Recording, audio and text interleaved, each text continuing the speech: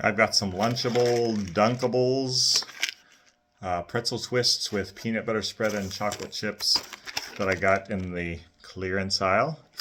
And I also have a stuffed fish. Okay, so there's the peanut butter, there's the chocolate chips. Take the pretzel, stick it in the peanut butter, which is pretty hard. Seems like there's some kind of seasoning or something on the pretzels. The peanut butter is not good peanut butter. Yeah, I could pass on these. Maybe kids would like them. I'll give them a 2.7. Yeah, they're Lunchables.